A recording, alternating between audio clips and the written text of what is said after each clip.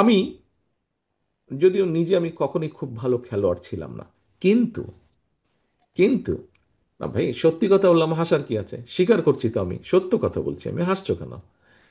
তো এখন বিষয়টা হচ্ছে, কিন্তু আমি নিজে বিশ্বাস করি আমার ছোট ভাই খুব ভালো খেলোয়াড় ছিল, অ্যাজ এ প্লেয়ার হিসেবেও খুব ভালো ছিল, ক্রিকেটে, ফুটবলে, অন্যান্য খেলা খুব ভালো খেলোয়াড় ছিল। আমি বিশ্বাস করি, তুমি কি শুধু গার্মেন্ট ফ্যাক্টরিতে সব রকম জব, এত মানুষের জব ক্রিয়েট করতে পারবা? তুমি মিল ফ্যাক্টরি করে এত মানুষের জব ক্রিয়েট করতে পারবে? তুমি ডাক্তার, ইঞ্জিনিয়ার তৈরি করে বিভিন্ন আরো যেগুলা বিষয়ে আলোচনা আছে, শুধু এগুলা করেই কি এত মানুষের জব ক্রিয়েট করা যাবে? নো। তুমি বহু মানুষের জব তো স্পোর্টস দিয়েও তো তুমি জব ক্রিয়েট করতে পারো।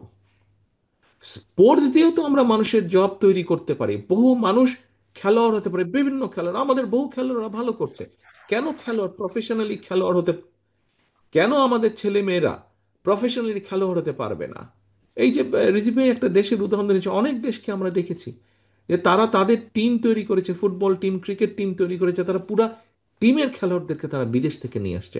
আমাদের ছেলেমেয়েরা যাবে, বিভিন্ন দেশের টিম গঠন করবে, নিজের দেশের টিমকে তারা নেতৃত্ব দেবে, নিজের দেশের টিমের হয়ে তারা খেলবে বিদেশে, দেশের জন্য সুনাম বয়ে নিয়ে আসবে, খেলোয়াড় হিসেবে নিজেকে প্রতিষ্ঠিত করবে, খেলোয়াড় হিসেবে ওটাই তার পেশা হবে, সেখান থেকে সে তার ইনকাম করবে। এবং একটা সময় গিয়ে যখন তারা খেলোয়াড় হবে না, তখন তারা ইনস্ট্রাক্টর হিসেবে কাজ করবে।